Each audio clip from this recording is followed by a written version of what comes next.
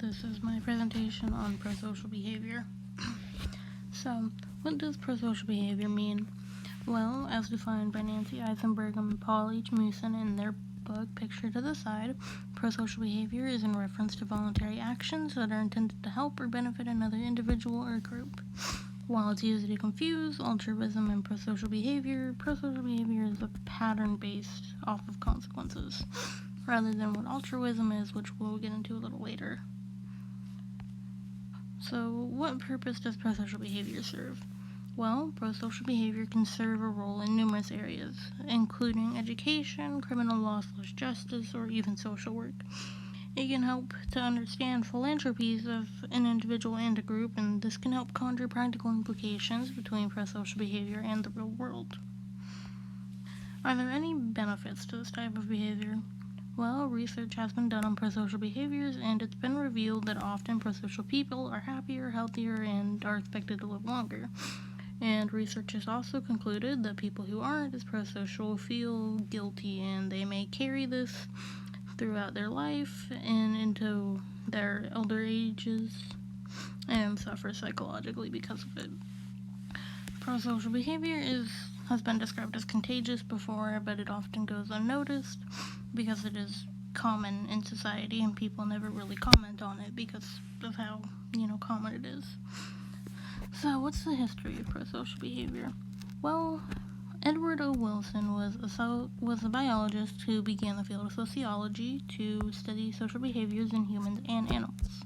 Many examples in the animal kingdom, such as bees and wild dogs, were provided as evidence that prosocial behavior was a pre-programmed biological function of humanity. But prosocial behavior wasn't really a term that was used until the 1970s and was originally used as an antonym for antisocial behaviors. Prosocial behavior became more important as it became viewed as the key to harmony in times during the civil rights movement. And another problem that ended up being found was bystanders often didn't try to intervene in certain horrendous acts, such as the case with Kitty Genovese. Kitty Genovese was a 28-year-old who was tragically stabbed outside of her home in New York, and out of the 38 witnesses, only one of them called the police after the assault and after the death of Kitty, tragically. The practical implications of prosocial behavior. Well, prosocial behavior can have multiple implications in real life, including with charities and nonprofits. When organizations are trying to improve or develop their organization's practice, they want to try to appeal to prosocial sides of people.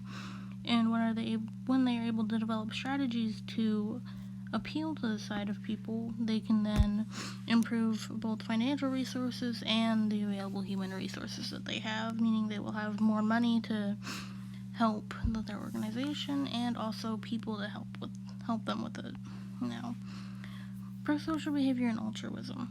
While prosocial behavior encompasses a range of actions that are often used to benefit people outside of oneself, altruism is motivation to improve the welfare of another person, and is used as a contrast to egoism, which is motivation to improve the welfare of oneself.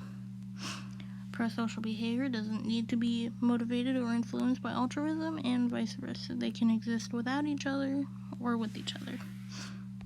Now, child development and prosocial behavior. There has been previous research indicating that prosocial behavior in children seems to appear very early on in life, and it only increases over the first 3 years of a child's life.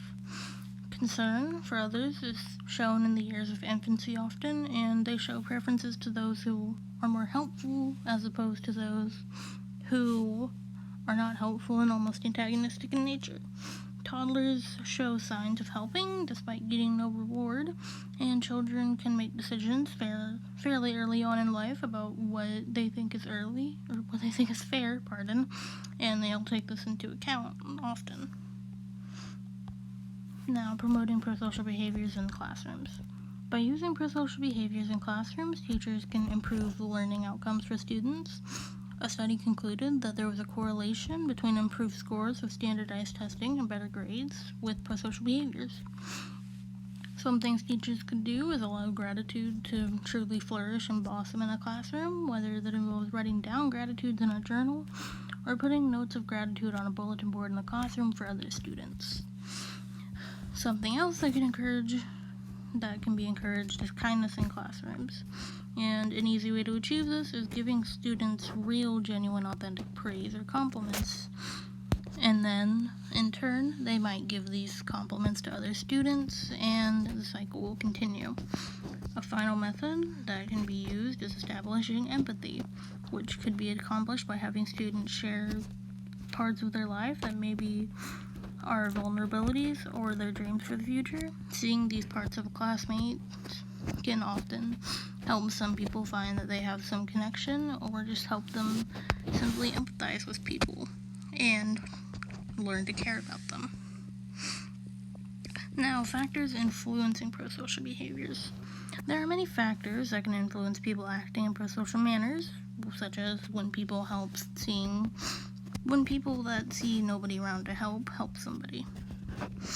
Another thing that might influence this, however, is personality. Shy people seem to be less likely to help as opposed to those who are seen as very social, and people who are in a good mood are more likely to help those who help than those who are in neutral moods.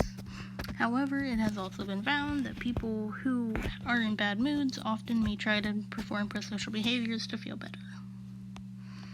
Now, some important names in prosocial behavior: Bill Latine and John M. Darney, who are on the top left with their names conveniently under their pictures, wrote in response to the bystanders who simply witnessed the murder of Kenny Genovese and called it the unresponsive bystander. Why doesn't he help? Clary and Schneider, who I could not find a picture of, studied the factors of what motivates people to volunteer and showed that volunteers have motivations that could be driven by altruism and egotism.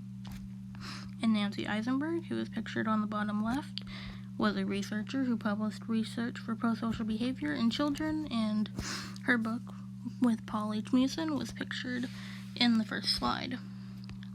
These are all of the resources that I used. Thank you for listening to my presentation.